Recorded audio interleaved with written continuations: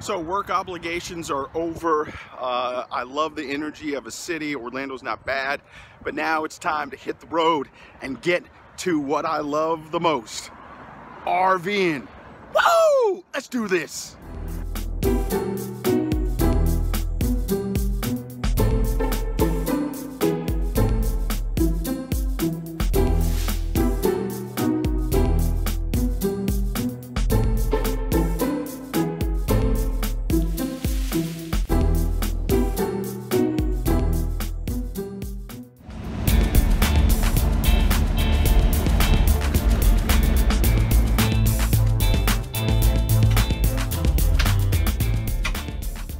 I am here at Lake Griffin State Park, all safe and sound. I actually got here a little early because there was some severe weather coming through. Wanted to make sure I wasn't setting up in the rain. It's still a little overcast, a little hazy, but no rain yet. And because I am early, somebody's already in my old spot or my new spot. So they had me park over in the regular park. I'll just chill here until they're ready to have me come in. But so far, it looks like a pretty nice park.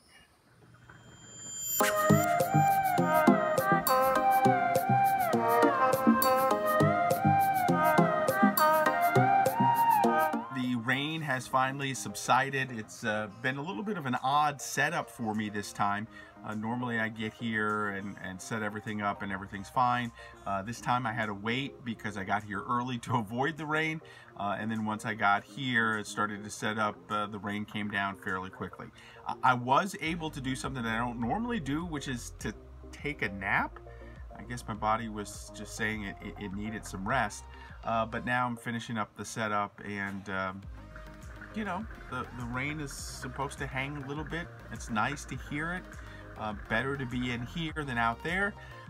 So not too bad overall.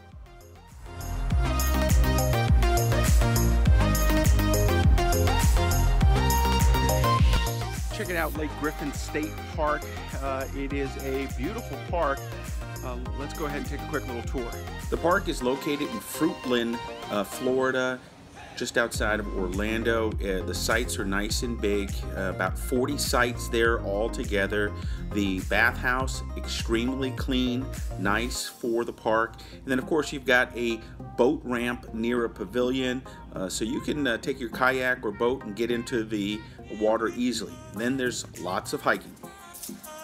So getting my morning hike on here at Lake Griffin State Park.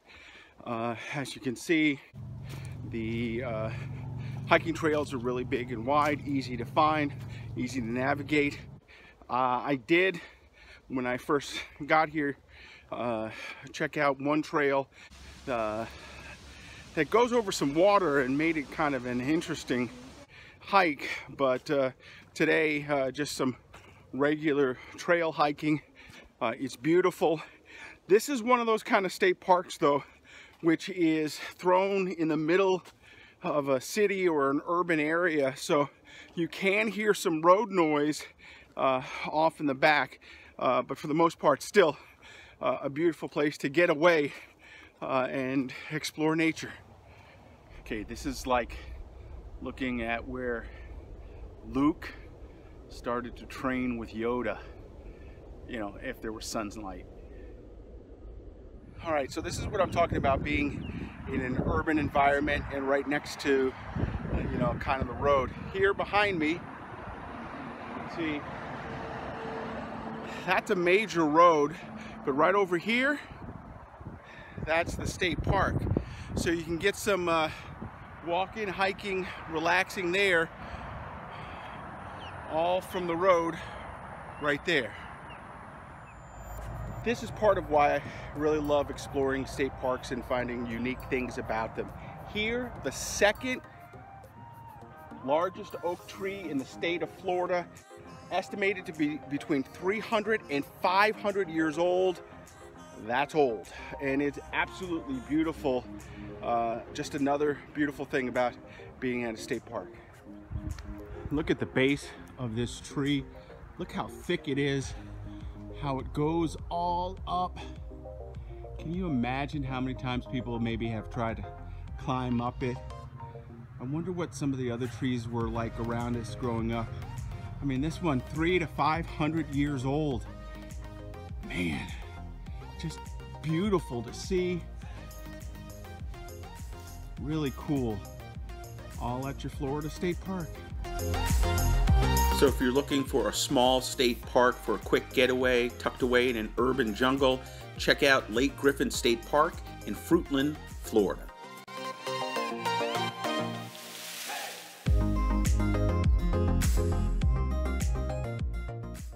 So it's the official start of the new RV season for me, RVJedeye, and I am out at my first state park and have to knock off some of the rust because it is a little bit like riding a bike. You never forget it, but there are things that you forget. Like, for example, getting ready to come out here, I was loading up my coolers to take over to my RV, and I forgot some food. But no worries, I had very much everything that I needed for this whole trip.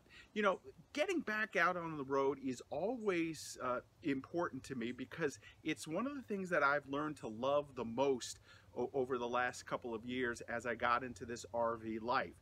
You know, when I rolled up onto this particular site here at Lake Griffin, it was raining a little bit, so setting up and getting used to that was a little bit different. It's been a while since I had to hook up all of my systems again and, you know, had to clean out some stuff. So it was a whole different atmosphere. I love being here and RVing. You know, obviously I get out and hike. I spend some time working. I do a little bit of everything while I'm out here, but it's just being away from work and from the day-to-day grind that I really find myself enjoying about being out here. Now, one of the nice parts about this whole RV lifestyle is there are several different ways people do it. Obviously, there are people who are full-timing, and I totally respect them, a little envious of them for the most part. But then there are folks like me, weekend warriors, who try to get out as much as I can over the weekends and on vacations. And then those who do it for work, who, you know, live in an RV or a travel trailer because they have to for work. There are a whole bunch of different ways to do it, and that's what makes this really exciting. So no matter who you like to follow, whether it's a full-time person, whether it's an RV travel trailer, find somebody that you like to watch, find some of their content and follow them along. If they have a blog, if they have a YouTube page, and you'll learn a lot. That's how I learned a lot as I got into the RV world, and I hope I'm paying it back just a little bit. It's been 3 years now. I'm going to continue to do this and hopefully give back some more, because everything that I've learned, you guys are learning at the same time.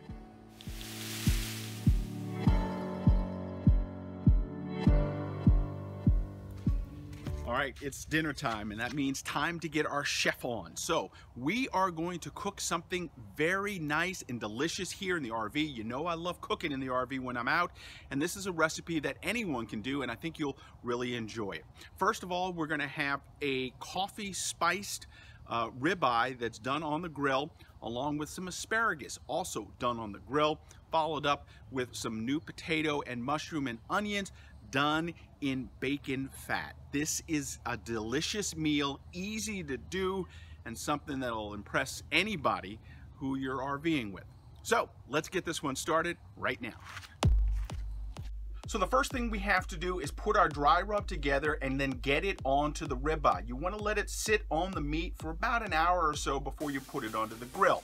And it's a very easy rub that you can put together at home, and you may even want to make it at home and then bring it with you, or if you have the ingredients in your RV, you should be able to put this one together. It's fairly easy. The important thing though is make sure you have a good ground of coffee, something that you like to drink, because that is going to help flavor everything. So in the rub, you're going to have basil, cayenne pepper, sea salt, pepper, garlic, and coffee. Again, you want to have a good kind of coffee, something that you like to drink, because that's really going to make a difference when you put it on the meat. Now don't worry, I will put the ingredients in the link below so you'll know the proper measurements for everything, but let's get this dry rub started. So it starts with great coffee. I'm using a Costa Rican coffee that I got at the store. and want to make sure you get that in first. Then you use your garlic, and then you want to pull up your basil or basil, cayenne pepper, and then finish it off with some salt and pepper. Now once you have all of your ingredients in, you want to stir it up, make sure there's an even consistency with everything. And then it's ready to go on to your ribeye. What you want to do with your ribeye first is take a little olive oil, rub it down on both sides, then place your dry rub on it and let it sit for about an hour before you put it on the grill. Getting a little olive oil on here. Just gonna rub it down, flip it over, a little more olive oil on there. And then you want to start spooning on some of the dry rub, and you can see it there. I like to massage it in a little bit. Want to make sure it gets there, pat it down in there good, flip it over, and do the same for the other side. There you go. Oh yeah, this is gonna be good. Now while the steak is marinating and getting that dry rub all soaked in, it's time to start prepping the asparagus. You want to cut the edge off the asparagus at the end. Again, just a little olive oil. And then what I like to do is take a little of the dry rub and rub it onto the asparagus so it has kind of a consistency between the meat and the vegetable when you have it on your plate. So the asparagus has been washed and clean. I'm just going to drizzle some olive oil again on it, rub it all through, and then put it over here, add a little of the dry rub all over it, and that's basically it. Next step for these guys, back on the grill. With the potatoes and the onions and mushrooms, the key as always is your mise en place, getting everything cut and ready to go into the pan a little bit later. So for me, I want to make sure that all of my potatoes are cut thinly. We're going to do the same with the onions and the same with the mushrooms so that they all cook at an even temperature.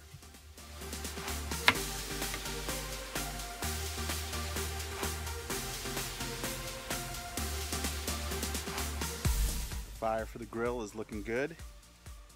Pretty soon, it'll be time to put on the steak. Oh, and the asparagus. The grill is ready. It's time now to get the steak onto the fire.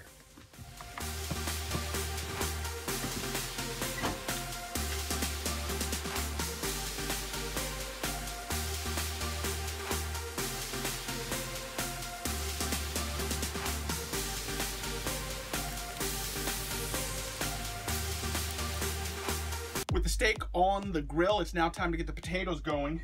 I started this morning with this. I did 2 pieces of bacon in the pan, left the bacon grease because I knew I was going to be using it later. Now it's perfect to use to cook the potatoes. Once you have the fire on, you want to get the pan on and start melting down that bacon fat. And then it's adding layers at a time. First the potatoes, then the onions, and then the mushrooms to cook it all up.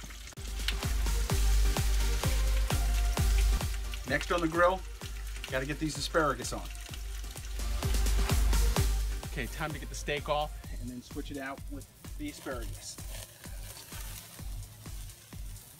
You want to give the steak time to rest.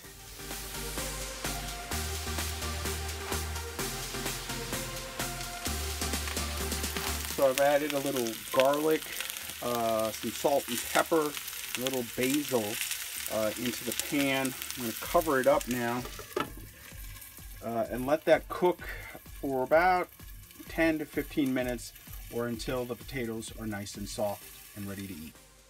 The potatoes are done, the asparagus is now off the grill, and the steak has been resting. It is now time to assemble everything together and have a good meal.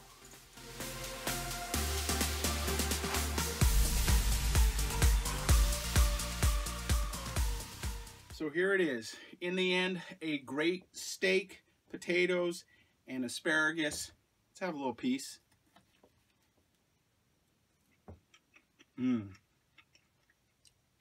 It tastes good. Hey, thanks for watching. I'll make sure to put all of the information about this recipe down below, and then all of the information from this park, Lake Griffin State Park, will be in the information as well. Hey, you can always follow me on social media at RVJedeye, and then of course follow me on my blog at RVJedeye.com. When you get out there and you're RVing, do yourself a favor, have fun. You'll enjoy it.